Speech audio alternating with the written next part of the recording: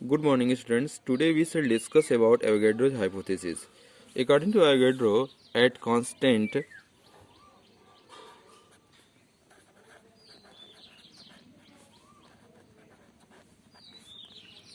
temperature and pressure, a certain volume of all gases contain equal number of molecules. यानी V directly proportional होगा N के. V क्या है? V volume of gas है, volume of gas, और N क्या है? नंबर ऑफ मॉलिक्यूल है. यानी कम वॉल्यूम होगा तो गैस के मॉलिक्यूल कम होंगे, ज़्यादा वॉल्यूम होगा तो गैस के मॉलिक्यूल क्या होंगे? ज़्यादा होंगे. यानी सभी गैस के कहा ये रहा है, एवोगैड्रो हाइपोथेसिस कहता ये है कि सभी गैसों के किसी फिक्स वॉल्यूम में जो नंबर ऑफ मॉलिक्यूल होंगे वह क्या होंगे? सेम होंगे. तो लिख कैसे सकते हैं हम इसको? अंडर आइडेंटिकल कंडीशन सकते हैं, under identical condition of temperature and pressure, equal volume of all gases, equal volume of all gases contain same number of molecule, यानी equal number of molecule. यानी टेम्परेचर और प्रेशर का जो condition है वो constant अगर रहे तो इक्वल वॉल्यूम, सभी की अगर इक्वल वॉल्यूम अगर लिए जाएं तो उनमें जो नंबर ऑफ मॉलिक्यूल होंगे वो क्या होंगे? इक्वल होंगे. यानी equal volume of all gases contain, equal volume of all gases contain equal number of molecule. अब देखिए इसका यूटिलाइजेशन हम कैसे करते हैं. किसी केमिकल रिएक्शन की अगर हम बात करते हैं, केमिकल रिएक्शन में कोई प्रोडक्ट कैसे बनता है, कितने कितने नंबर में रिएक्टेंट की कॉम्बिनेशन से बनता है, इसका हम बता सकते हैं. जैसे कि एक एग्जांपल है formation of hydrogen chloride, formation of hydrogen chloride.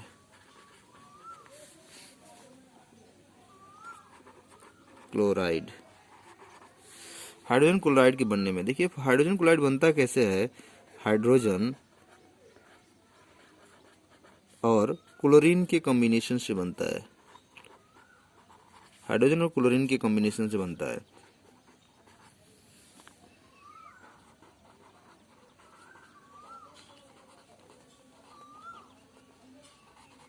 अब देखिए यह देखा गया है कि इस रिएक्शंस में एक वॉल्यूम हाइड्रोजन एक वॉल्यूम क्लोरीन के साथ कंबाइन करके दो वॉल्यूम हाइड्रोजन क्लोराइड देता है.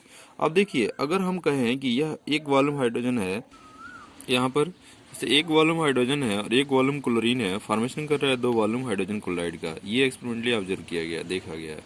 अब ये देखिए यहाँ पर जब एक वॉल्यूम हाइड्रोजन एक वॉल्यूम क्लोरीन है तो यानी कि जितने नंबर ऑफ हाइड्रोजन होंगे उतने नंबर ऑफ क्लोरीन इस रिएक्शन में इन्वॉल्व हो रहे होंगे.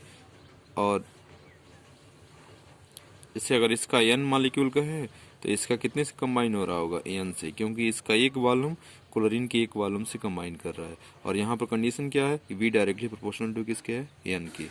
v डायरेक्टली प्रोपोर्शनल है n की. अगर v ज़्यादा होगा तो n ज़्यादा होगा, v कम होगा तो n कम होगा, v अगर सेम होगा तो n सेम होगा, यानी नंबर ऑफ मॉलिक्यूल सेम होंगे. तो यहाँ पर कितना हो गया? ये 2n हो गया.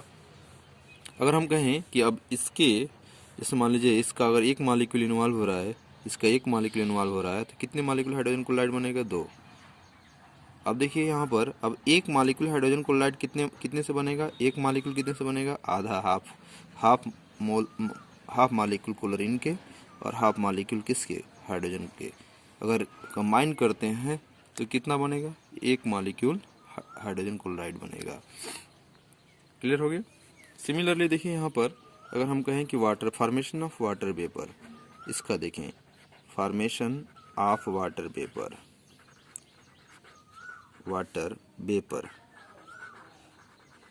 अब देखिए वाटर वेपर कैसे बनेगा? ऑक्सीजन और हाइड्रोजन के कॉम्बिनेशन से बनेगा. ऑक्सीजन और वाटर, सॉरी हाइड्रोजन के कॉम्बिनेशन से वाटर वेपर बनेगा. अब इस रिएक्शंस में हम देखते हैं कि देखा ये गया है one volume oxygen 2 volume hydrogen के साथ कंबाइन करके 2 वॉल्यूम वाटर का फॉर्मेशन करता है, वाटर वेपर का फॉर्मेशन करता है. अब हम कहें कि यह इसका n मॉलिक्यूल ऑक्सीजन हो तो कितने से साथ कंबाइन करेगा, 2n से कंबाइन करेगा। कितना वाटर बनाएगा, 2n से बनाएगा। फिर अगर कहें कि 1 से है तो 1 कितने से, 2 से, फिर कितने से, 2 से। तो एक वाटर का मॉलिक्यूल कितने से बनेगा, एक वाटर का मॉलिक्यूल कितने से बनेगा, एक हाइड्रोजन के कॉम्बिनेशन से। और कितना ऑक्सीजन के कॉम्बिनेशन से, 1/2 मॉलिक्यूल ऑक्सीजन के कॉम्बिनेशन से। तो ये चीज़ें हमें क्लियर हो गई कि कोई भी प्रोडक्ट का मॉलिक्यूल कितने नंबर ऑफ रिएक्टेंट के स्पीसीजों के आपस में कॉम्बिनेशन से बनता है। तो पहला लेसन ही हो गया। केमिकल रिएक्शन में हम जान गए, सीधे सीधे हमको ये आप एक जो है इमेजिनेशन मिल गया कि कैसे हम इसको पता करेंगे। नाउ सेकंड है इसका यूटिलाइजेशन। जैसे मान लीजिए आप एटॉमिसिटी निकालने के लिए, डिटर्मिनेशन ऑफ एटॉमिसिटी, डिटर्मिनेशन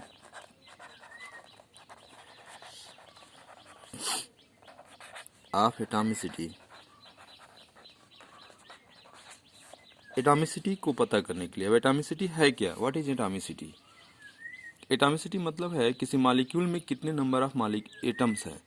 जितने नंबर ऑफ एटम होंगे वो उसका एटॉमिसिटी होगा। जैसे हाइड्रोजन है तो हाइड्रोजन के मॉलिक्यूल में 2 हाइड्रोजन एटम है, इस कारण हाइड्रोजन की एटॉमिसिटी 2 है। ऑक्सीजन में 2 एटम्स है, इस कारण ऑक्सीजन की एटॉमिसिटी कितनी है, 2 है। नाइट्रोजन में 2 है।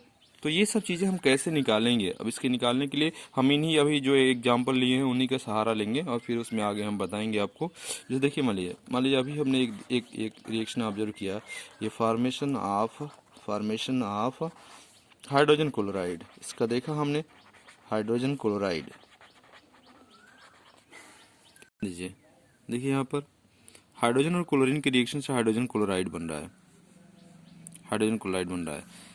अब इसके बनने में ये 1 वॉल्यूम हाइड्रोजन का 1 वॉल्यूम क्लोरीन का कंबाइन हो रहा है और 2 वॉल्यूम हाइड्रोजन क्लोराइड बन रहा है। यहाँ पर मान लीजिए इसका n मॉलिक्यूल है तो इसका कितना होगा, n मॉलिक्यूल, तो ये बनेगा कितना, 2n बनेगा। तो इसी तरह से अगर एक मॉलिक्यूल हाइड्रोजन का हो, कंबाइन कितने से करेगा, 1 से कंबाइन करेगा, बनेगा कितना, 2 बनेगा। तो एक बनने के लिए कितना होगा, हाफ हाइड्रोजन कंबाइन होगा और हाफ क्या कंबाइन होगा, क्लोरीन कंबाइन होगा। तो ये बनता है हाइड्रोजन क्लोराइड। अब देखा ये गया है कि एक molecule, one molecule hydrogen chloride Gibbs, ये देता है 1H+ देता है, 1H+ देता है, यानी 1H+ देता है। एक मॉलिक्यूल हाइड्रोजन क्लोराइड का 1H+ देता है, एक मॉलिक्यूल हाइड्रोजन क्लोराइड का 1H+ देता है। यानी कि ये क्लियर हो गया कि ये जो एक मॉलिक्यूल हाइड्रोजन क्लोराइड का बन रहा है इसमें कितने H+ है, 1H+ है। यानी कि आधा मॉलिक्यूल हाइड्रोजन का जो रिएक्शन में इन्वॉल्व हो रहा है वो कितना H+ दे रहा है, 1H+ दे रहा है। यानी आधा हाफ मॉलिक्यूल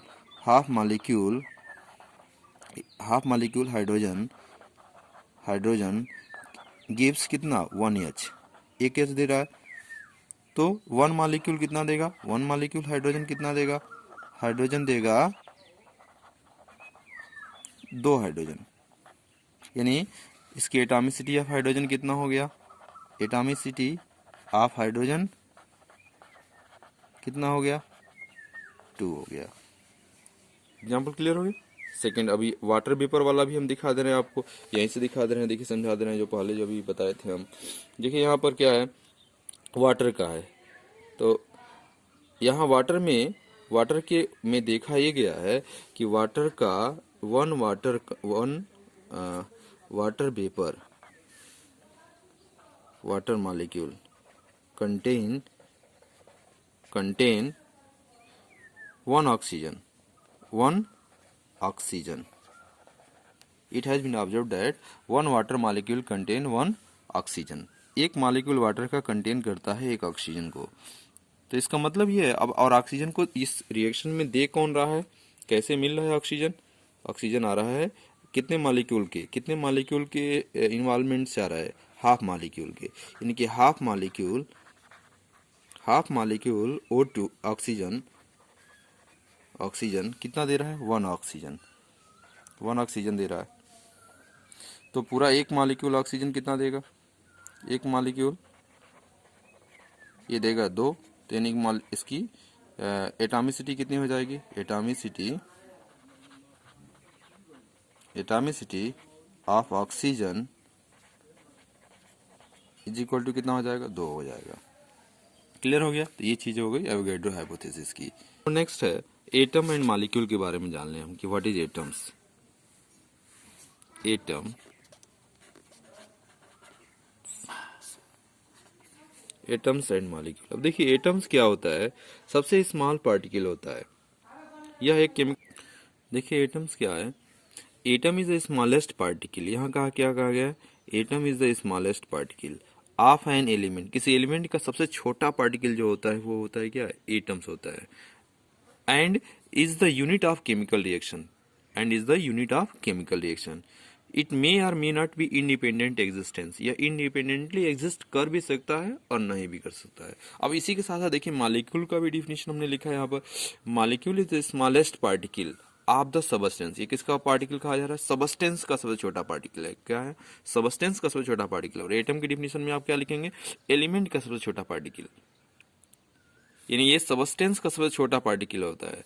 और ये क्या कर सकता है, which can exist independently, independently exist कर सकता है। अब इंडिपेंडेंटली एग्जिस्ट करना और न करने की बात हम कहते हैं, जैसे मान लीजिए अगर हम कहें कि ये हाइड्रोजन है, हाइड्रोजन कैसे एग्जिस्ट करेगा, हाइड्रोजन की एग्जांपल अगर हम ले लेते हैं तो हाइड्रोजन कैसे एग्जिस्ट करेगा, H2 के रूप में, मॉलिक्यूल के रूप में एग्जिस्ट करता है। ये इस रूप में एग्जिस्ट नहीं करता है, H के रूप में एग्जिस्ट नहीं करता है। जैसे ऑक्सीजन है वो भी एटम के रूप में एग्जिस्ट नहीं करता है। लेकिन मॉलिक्यूल क्या है, एग्जिस्ट करते हैं। जैसे मान लीजिए हाइड्रोजन का मॉलिक्यूल की बात करते हैं तो हाइड्रोजन कैसे एग्जिस्ट करता है, H2 के रूप में रहता है, O2 के रूप में, ऑक्सीजन जो है O2 के रूप में रहता है। CO, कार्बन डाइऑक्साइड की बात करेंगे तो वो क्या, CO2 के रूप में रहता है। ये सब चीज़ें हैं। ध्यान दीजिए एटम और मॉलिक्यूल के बहुत सारे डिफिनेशन आप पिछले क्लास में पढ़ चुके हैं, लेकिन थोड़ा सा हमने सोचा कि फिर बता दें। अब देखिए इसके बाद से आपका पॉइंट है रिलेटिव एटॉमिक मास। और एटॉमिक मास पढ़ने से पहले आप पढ़ेंगे atomic mass unit, atomic mass unit, atomic mass unit. अब देखिए एटॉमिक मास यूनिट क्या है, जिसको AMU हम बोलते हैं, इसको AMU से भी रिप्रेजेंट करते हैं। अब देखिए यह एक ऐसा मास है जो कार्बन 12 के एक एटम के मास का 12th पार्ट होता है। यानी कि mass of one atom of C12 upon 12, यानी कार्बन 12 के एक एटम के मास का 12th पार्ट एक AMU के बराबर होता है। बात समझ में कुछ आई। एक एटम जो है बहुत छोटा पार्टिकल है, और एटम में भी हमने किसको लिया स्टैंडर्डाइजेशन के लिए, किसको लिया गया, कार्बन 12 को। जैसे देखो ये कार्बन 12 शब्द क्या है, जैसे कार्बन के आइसोटोप्स होता है C12, C13 और C14। अब इनमें सबसे ज्यादा जो स्टेबल होता है आइसोटॉप्स, जो स्टेबल है, सी कार्बन 12, कार्बन 13, कार्बन 14, ये जो आइसोटॉप्स है इसमें सबसे ज्यादा जो स्टेबल है वो कार्बन 12 है। और ये दोनों क्या है, अनस्टेबल हैं। तो इसको हम पैरामीटर के रूप में नहीं लेते हैं। इसको स्टैंडर्डाइजेशन के लिए क्या लिया गया है, ये कार्बन 12 को लिया गया है। तो कहा ही जा रहा है कि कार्बन 12 के एक एटम का मास, कार्बन 12 के एक एटम के मास का 12th part, in mass of one atom of carbon 12 का अगर 12 पार्ट कर दें तो किसके बराबर हो जाएगा, एटॉमिक मास यूनिट के बराबर हो जाएगा। तो लिख कैसे सकते हैं हम इसको कि वन एटॉमिक मास यूनिट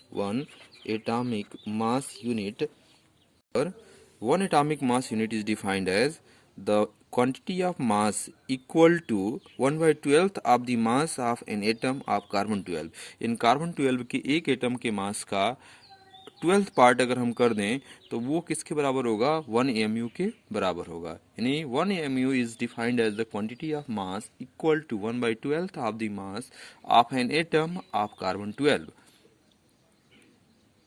इसके बाद से अगला पॉइंट हम बताएंगे, आप बता रहे हैं आपको रिलेटिव एटॉमिक मास। देखिए हम रिलेटिव एटॉमिक मास, ये इंपॉर्टेंट है जो आप पढ़ते हैं, atomic mass, relative atomic mass.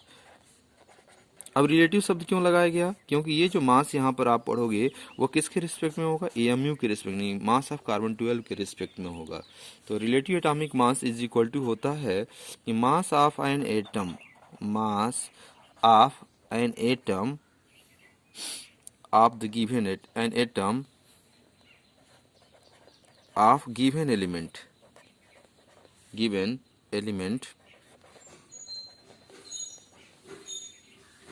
upon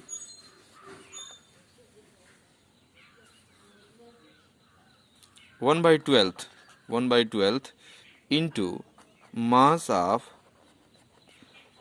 mass of an atom of carbon 12 C12।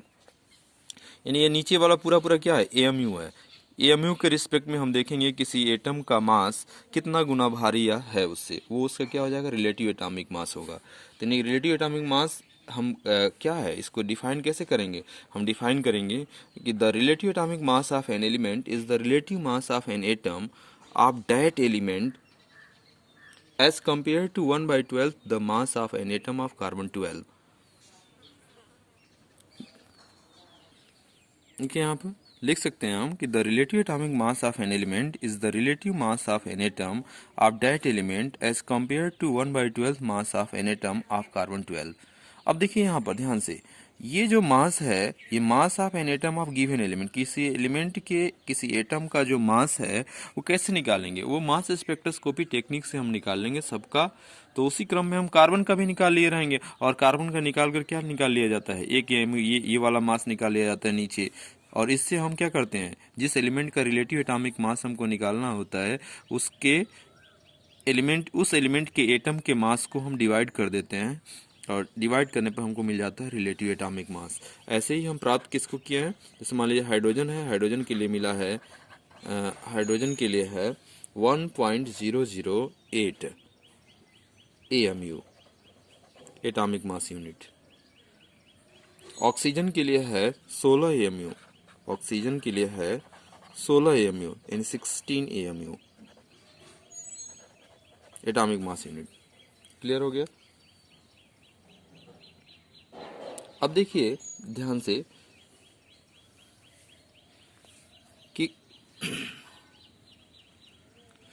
कभी कभी हम AMU को, जैसे एटॉमिक मास यूनिट, इसको हम U से भी दिखा देते हैं, ठीक है। तो जब आप एटॉमिक मास किसी एलिमेंट का लिखेंगे तो वो किस में लिखेंगे, यू के यूनिट के साथ लिखेंगे, यू लिखेंगे आप। जैसे मान लीजिए आपको लिखना है कि आयरन का एटॉमिक मास कितना है, आयरन का एटॉमिक मास कितना है आयरन का, तो आप क्या कर बोल देंगे, 56 यू बोल देंगे, ऐसे बोल देंगे, ठीक है। तो ये आज का टॉपिक पॉइंट आपका हो गया। अभी कल हमने थोड़ा सा एक वीडियो अपलोड किया था, तो उसमें कुछ एरर था, तो फिर चेंज कर दिया हमने। नाउ ये जो है, इस वीडियो को आप ध्यान से पढ़ें, और जो भी आपको प्रॉब्लम हो रही है आप हमारे पर्सनल नंबर पर कांटेक्ट करके सॉल्व कर सकते हैं।